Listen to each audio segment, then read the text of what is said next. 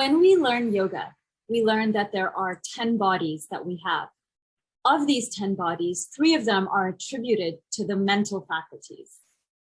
There's the positive mind, the negative mind, and the neutral mind. I was thinking about the negative mind today and how it's not negative in the way that it is bad or unwanted or there's something wrong with it. The way I understand it is that it's more akin to the positive and negative poles on a magnet or a battery. Humans understand polarity and duality, so we sort of have a need to understand something fully. In order to understand something fully, we need to sort of see both, to know, to acknowledge, to feel, to experience both sides of it. We know life because we know death. We know black because we know white. It's that sort of idea. And so I was pondering the negative mind. Now, the negative mind is not bad, as I mentioned. The quality of the negative mind is protection. Its job is to keep us safe. And how does it do that? So the skill of the negative mind is awareness.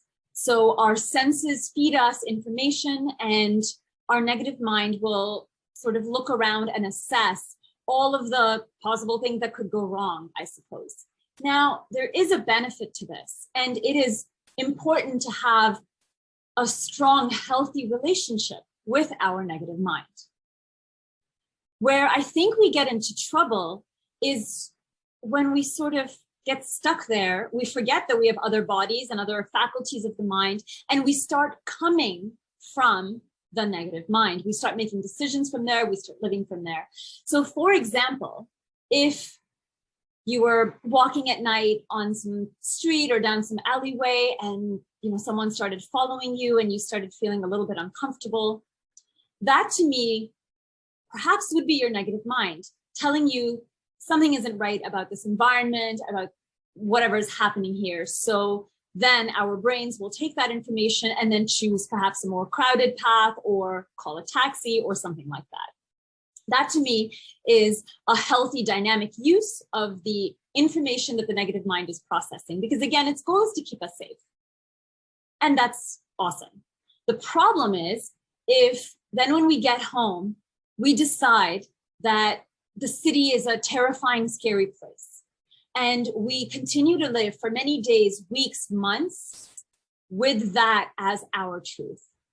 So we sort of get stuck in the negative mind in that moment. And instead of allowing the negative mind to serve us in our safety, in our protection, and allowing awareness to evolve, we sort of stagnate it there.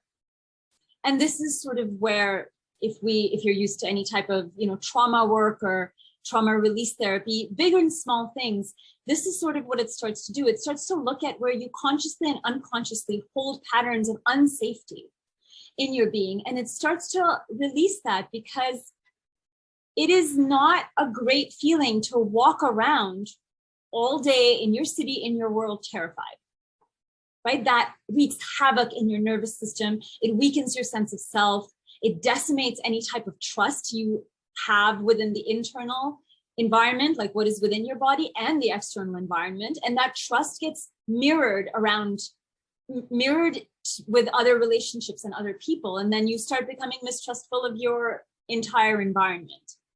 And so really the work here is to understand sort of the anatomy and the nature and the essence of the negative mind. Allow it to do its job and serve us and protect us, and allow for that awareness to sort of evolve and elevate, so that we can then move to what we understand in yoga as, which is one of the other bodies, the neutral mind.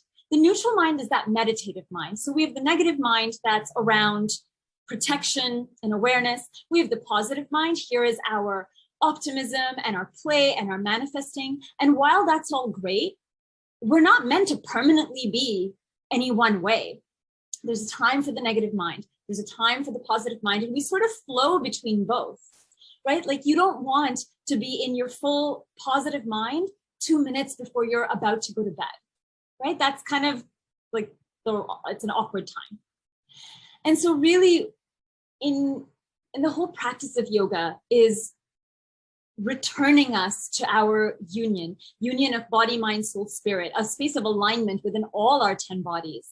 And so if you find that you are someone who is repeatedly thinking thoughts that are fearful, worrisome, mistrustful, consider that you may be coming from your negative mind. And there's probably a reason that your psyche that's trying to protect you is sort of keeping you there.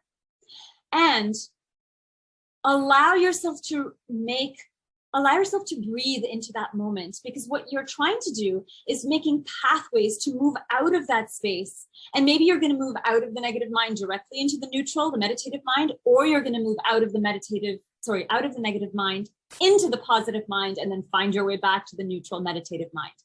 Either way, it is a step-by-step process. You do not want to completely disown your worry and your fear and, make claims that I'm not afraid or this isn't a problem. If this is where you're at, recognize it, acknowledge it, understand it. It's some part of your truth for whatever reason. Maybe something happened to you in your past, or maybe you're worried something will happen to you in your future. Oftentimes when we get stuck in the negative mind, it's because we are either stuck in the past or we are anxious, worried, about the future.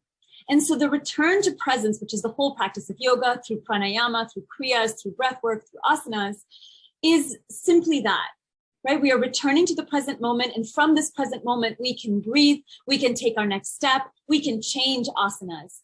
You cannot do that when you are in a future worried state or you're buried in the past somewhere. And so there are many ways out of the negative mind. There's a variety of yoga kriyas and asanas and breath work. And if that is part of your practice, or that is the desired part of your practice, that's awesome. But this is the step even before that. It is to recognize that we are not our worries. We are not our negativity. We are not our negative mind, even though in moments it consumes us and we think that's all there is to life. Life is just this big, scary thing that happens to us, and our job is to just hold on and survive it.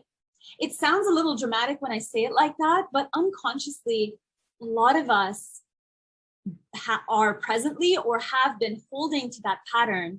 And what that might manifest as is a lot of uncertainty coming from fear, not allowing yourself to be fully, truly who you are, utilizing masks and facades, a false sense of positivity, being afraid of everything, being worried about everything, constantly thinking that life is out to get you.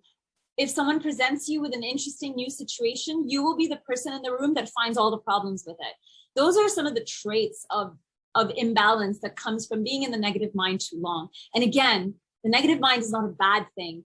Its job is to protect us, and its job is to receive the input and create awareness and allow us to have awareness of our environment.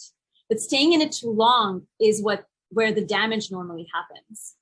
And so aside from yoga practices, if that's not your thing, a lot of times a way to move out of the negative mind or try and get yourself out of the negative mind is to sit and is to evaluate your past. I personally find yoga practices a lot easier than sitting and evaluating past issues and traumas that I don't even remember.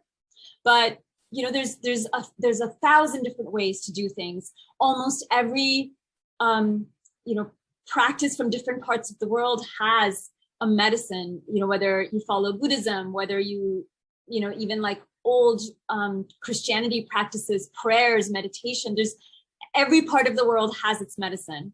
But what, in essence, regardless of what modality you use, what you're trying to do is to acknowledge that you are coming from this negative space, to honor that there is a wisdom and a need for it, but we need not live our entire life experience coming from that place, and open us up to other ways of being. Again, the negative mind is one of 10 bodies. There are 10 bodies. Most of us only live from our mental capacities, right? Like returning to the body is a big reason why we practice, yoga and breath work and meditation and things like that. So the next time you find yourself in sort of a cycle of worry, a cycle of anxiety, you're like constantly finding the flaws in, you know, someone else's plan or your plan, you're constantly worried about something, take a moment, take a breath. The invitation here is to understand that just because in that moment you are coming from what we call the negative mind, you do not always have to come from there. This is an epic time of change. It is an epic time of returning to ourselves and finding ancient ways and new contemporary ways to center ourselves and create new options, open new doors, and step up and into new ways of being. And so personally, one of my favorite ways of getting out of the negative mind is to simply allow it. So if I'm standing or if I'm walking around, I'll stop, I'll anchor my feet. If I'm standing or if I'm sitting, I'll anchor my hip bones into the earth. I will sit up in as neutral and balanced a posture as I can. And I will really slow my breath down. So those are those deep, like into your diaphragm breaths. And all I'm doing in that moment is I'm creating space between the whatever cycle, like it's like I'm slowing down the cycle of the thought process, because a lot of times people have a hard time because it's like this, it's this roller coaster, or not a roller coaster, what's it called? Like the spinny thing, the merry-go-round. It's a merry-go-round of worry or fear. And so when you take slow, deep breaths, you slow down this spinning that you might experience in the negative mind or whatever the negative emotion is. And from that place, I remind myself that I am more than my thoughts, my worries, my dreams, my emotions. And because I've been practicing yoga for many years, I somehow, it sort of happens automatically, but earlier on, many years ago, it was a little bit more of a practice that we are all 10 bodies. We are body, mind, soul, spirit. So we are not just our worry about the meeting that we're gonna hold tomorrow and we might say something stupid, like right there's a whole universe that a possibility that exists. And so it is a remembering. And this is where I love that, you know, that phrase, like the wise one within remembers that we are all 10 bodies. The wise one within remembers that the point of life is to live it and to experience it and not to get stuck in any one place for too long, because what's the fun in that? And so the invitation here is to really look at our negative thoughts and to see, are they keeping us safe? And if they're keeping us safe, why and how? And can we find awareness, remembrance, and sort of this active strength in whatever practice, in whatever modality we choose, to return to our power, to return home, so that our mind, body, soul, spirit as one can lead the next way, can take the next step. So that's the invitation today. Have a great day.